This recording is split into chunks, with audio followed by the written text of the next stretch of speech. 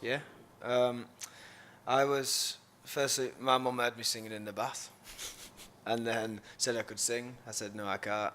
She You said, yes, yeah. I can. I said yeah, I can. And then found my dad's in a band, and he's got a guitarist, and the guitarist told me about this open mic night basically, and said you should go and do it. And I put it off and put it off and put it off, and then eventually went up, played 2 songs, saw Harry playing there with his dad's band in like a bluegrass band, and I was like, who the hell's that? You know? Weird kid playing the banjo in the corner. You know, Yeah, he was playing a banjo as well, but rapid, quick. Yeah, rapping. Rapid. All right. and then after they'd performed and it kind of ended, it was a really intense thing. Like there was no PA, no microphones, candle lit, red velvet curtain behind, and if anyone said a word, people were like shh, weren't they? You know, it was quite intense. But then after the show, Harry's dad came over, and said, "You two should play together," and we were kind of like, really? What? Why? Why? Do you mean? And then I went up the following week to his house, and we started kind of. He had loads of guitar stuff that didn't have any lyrics over it. I'd never written before, but started writing somehow to him, and yeah, we just kind of hid in his bedroom for a few days and wrote some songs, and then I remember bringing them down in your house. We brought them downstairs, and we did a cover of C6 Steve, didn't we? Walking Man. And we played it to his mum and dad, and they were freaking out. They were like, "Oh my God, this is amazing!" And then I took a CD home, and I showed my parents. They were like, "Oh my God, you should keep doing this." So we just did. Yeah. Started from there. We started on the pub scene, going around the pubs and stuff, and we just loved it. We were literally playing for free beer. We were on the pub scene before we were on the pub scene. Well, we were on the pub scene before we were on the pub scene, but yeah, we're still on the pub scene, but not playing. Yeah. But yeah, it just happened quite quickly as well. It was in a pub where we got spotted by this producer and stuff. So yeah. It came from a guy. There's a producer called Ross Hamilton up in Scotland who we worked with. He kind of tweaked some tracks on the first album for us, and they always came back amazing. With the first time we went up, we were just meant to just kind of meet him and do some recording and see if we got on, and it was through the last label we were with. And when we arrived in Scotland, I gave him a ring to say we've arrived, and he said, he was like, "Oh, I'm upstairs, we're coming down." No, the image we had of him was completely wrong. We just thought the way he was because we never really dealt with full-on Glaswegian person before, Scottish person. It's different breed. And he turned out, he just came down. He had his quiff, and he was all smart, and he looked like he was in a band. He looked like we just didn't know what to expect, and this guy came down, and we just hit it off straight away. Yeah. So down to earth, and just in the studio in Scotland, it's so restricted compared to London.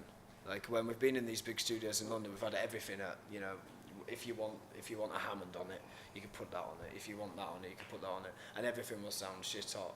Yeah, whereas this was there was a piano, a few guitars, obviously an amazing mixing desk, but not many instruments and stuff.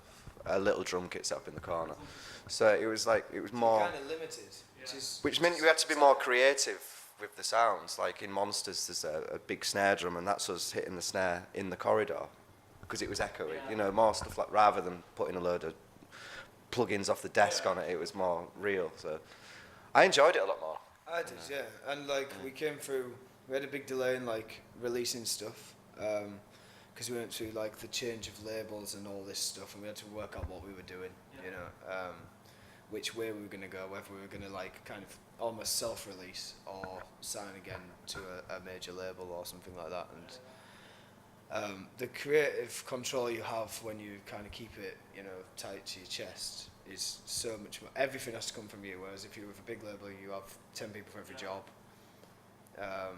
So it has felt a lot more rewarding doing this. Just releasing it was very exciting because everything from the artwork to the mixing of the song to the writing of the song to everything was down to us. So it was, like I said, honest. It was more honest this time than it was. And that's all we've ever wanted to be. We never kind of got into music to be massive stars or anything. We just did it because we were in a acoustic Mike Knight and a mate, and then we kind of did a pub, and then someone said, "Why don't you play there?" We got a gig there.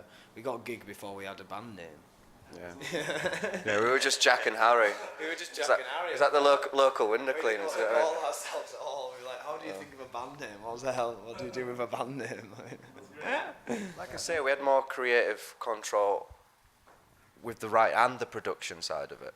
You know, we didn't just have a big producer in a room putting stuff on and us going, "Oh, that sounds good." It was us trying to make the sounds to make us think that sounds good, if you know what I mean. We did, to say how new it was when we were doing the first record to us, we did hold our own, you know. We were with people who had great songs under the belts already, albums. They didn't really need us to make them a success. They were already successes. So there was that. So you get 2 points. You learn a lot from that, being in that environment with people who are on it, have been in the game a long time. They've got a lot of stuff. But then there's also the other thing where you kind of feel there's a part of you that's almost scared to say, even though it's your work, because they've done so much and you've done so little, you've done nothing.